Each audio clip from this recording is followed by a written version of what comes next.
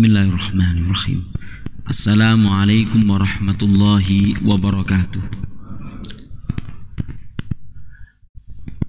Alhamdulillahilladzi habbaba ilainal iman wa zayyanahu fi qulubina wa karraha ilainal kufra wal fusuqa wal isyan wa ja'alana minar rasyidin. Allahumma salli wa sallim ala sayyidil amin nabiyyina wa habibina Muhammadin wa ala alihi wa ashabihi wa tabi'in wa man tabi'ahum bi ihsanin ila yaumiddin, amma ba'd. Faqala ta'ala wa ankihul ayama minkum was-salihina min ibadikum wa imaikum iyakunu fuqara yunihimullahu min fadlih wallahu wasi'un alim.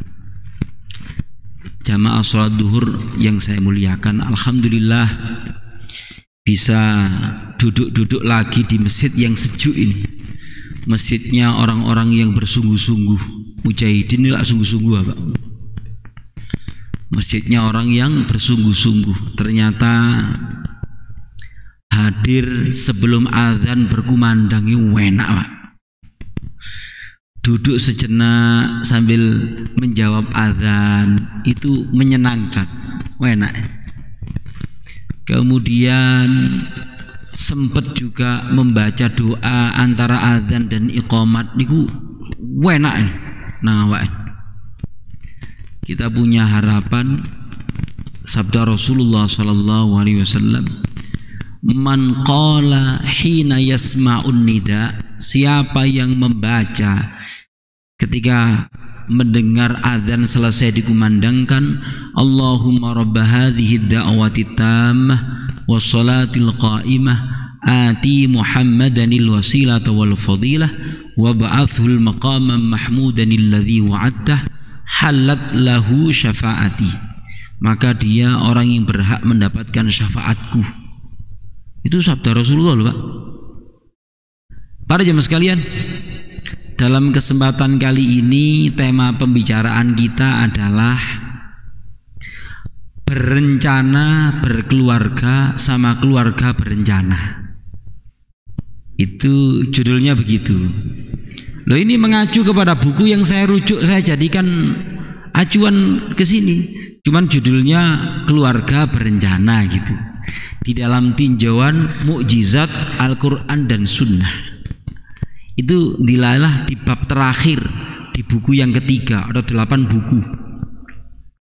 Maka saya simpulkan ternyata isinya itu 2 itu, yaitu berencana berkeluarga dan keluarga berencana. Ini sing didhisik ini. Saya kepingin yang pertama dulu, delok sing sik gurung nikah-nikah. Duh wis kabeh. Yaitu Islam itu menganjurkan supaya kalau melihat orang yang sudah pantas untuk dinikahkan, kemudian orang yang memang sudah jatuh tempo untuk dimudahkan menuju pernikahan, hendaknya dimotivasi, dimudahkan, dicarikan jalan. Ojo doting-doting. Banyak tersangkanya di sini. Allah berfirman begini, Pak. Ini surat An-Nur ayat ke-32. Allah berfirman, a'udzubillahi minasyaitonirrajim wa ankihul ayama minkum, nikahkanlah orang-orang yang sendirian di antara kalian. Ayama itu jamak dari ayyim, orang yang belum menikah tapi sudah waktunya menikah, atau orang yang sudah pernah menikah kemudian dia belum tidak berpasangan pada waktu itu. Kalau melihat orang yang seperti itu, maka wasolihina min ibadikum, dan orang-orang yang pantas untuk dinikahkan di antara hamba saya kalian, hendaknya dimudahkan prosesi jalannya itu. Sampai-sampai Allah mewanti-wanti begini, iyakunu fuqara, kalau mereka itu fakir, tidak mampu, miskin, yunihimullahu min fadlih, Allah akan mencukupi mereka dengan karunia-Nya. Allah akan mengkayakan mereka dengan karunia-Nya. Ditutup ayatnya itu dengan kata-kata wallahu wasi'un alim.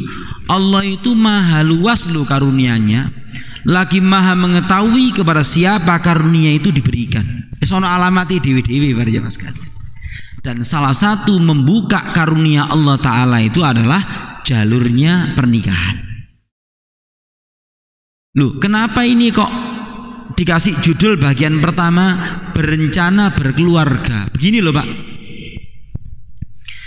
ekspansi budaya yang berasal dari non-Islam itu mengguncang umat Islam Indonesia. Sing nom-nom iki, mulai gak apa-apa wis, gak usah menikah, sing penting saling cinta mencintai, satu rumah pun ndak masalah. Ono sing menikah tapi no child, gak gelem duwe anak, janjian dhisik ambek calone, dan reno-reno wis macam-macam itu ekspansi budayanya yang mau dimasukkan ke umat Islam Indonesia ini. Sementara Allah Subhanahu wa Ta'ala memerintahkan untuk tempuhlah jalur yang paling suci ini, yaitu pernikahan. Kalau Anda sudah jatuh tempo untuk menikah, para jamaah sekalian, ini jalan yang paling suci ini, jalan yang paling diridhoi oleh Allah Subhanahu wa Ta'ala. Jangan jajan, jangan menempuh yang lainnya. Ini jalur yang suci. Nah, kenapa ini kok bagian dari mukjizat ilmiah Al-Quran dan Sunnah? Karena memang kalau sebuah masyarakat itu tidak proaktif untuk memudahkan prosesi pernikahan bagi yang sudah jatuh tempo, khawatirnya itu muncul dua makhluk. Dua makhluk ini berbahaya Pak, yaitu perawan tua sama jejaka tua. Ini kudu alien loh Pak.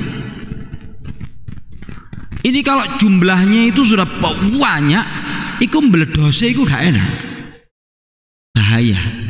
Penyakit sosial akan terjadi, jejaka tua dan perawan tua. Itulah kenapa para jamaah sekalian, pada zaman baginda Rasulullah Sallallahu Alaihi Wasallam itu menjadi mak comblang atau dicomblangi menuju pernikahan itu bukan aib.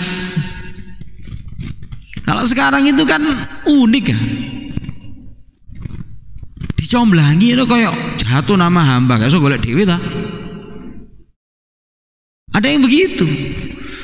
Coba tengok ketika Hafsah binti Umar radhiyallahu taala anhuma suaminya wafat, maka Umar ibnu Khattab radhiyallahu taala anhu proaktif untuk menawarkan putrinya ini dinikahi orang-orang soleh.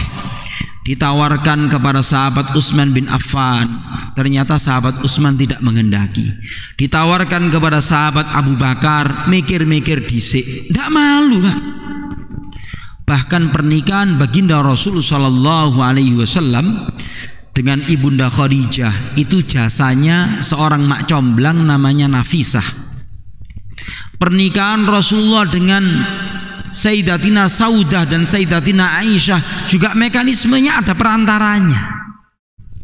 Maka para jamaah sekalian, hendaknya kalau kita melihat di sekitar kita itu ada orang yang memang sudah waktunya untuk menikah, mari kita mudahkan, didorong, ayo. Sudah ya, ini tema pertama, berencana untuk berkeluarga. Artinya doronglah orang-orang yang membujang ini untuk segera menikah. Allah menjanjikan kecukupan, kemakmuran dengan karunia Allah Subhanahu wa Ta'ala. Sahabat Umar dengan sahabat Abu Bakar mengomentari surat An-Nur ayat ke-32 ini dengan kalimat iltamisu ar-rizqa bin nikah.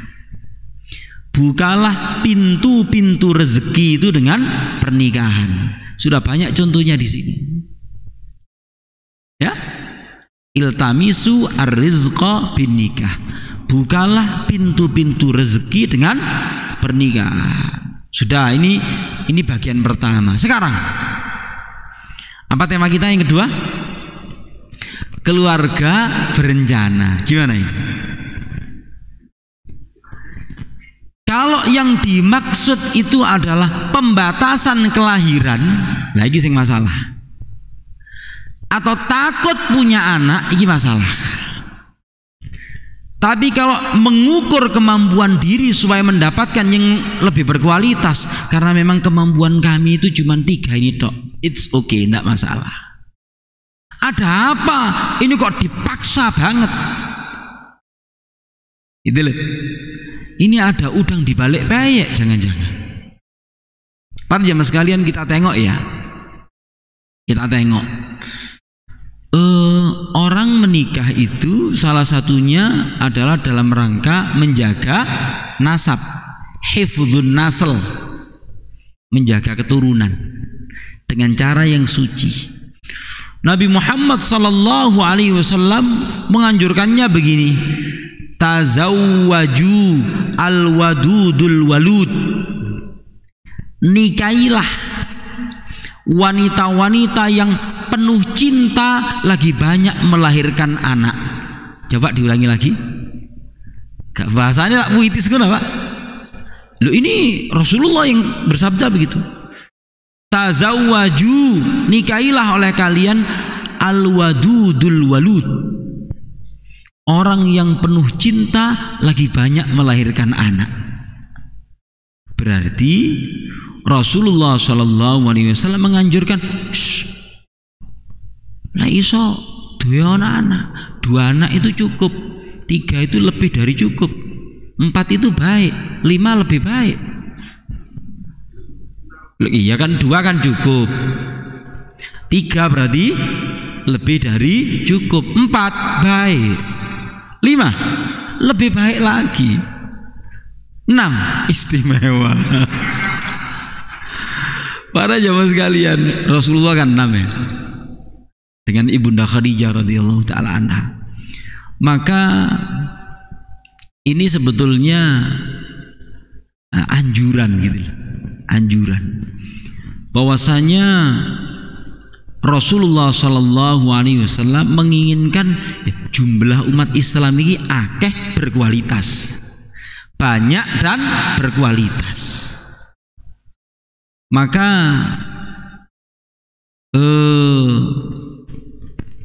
di dalam ayat puasa itu ada ayat bunyinya begini, uhillat lakum lailatas syamir rafathu ila nisaikum hunna libasul lakum wa antum libasul lahun alimallahu annakum kuntum takhtanuna anfusakum fataba alaikum fal'ana bashiruhunna wabtahu ma kataballahu lakum. Pada malam hari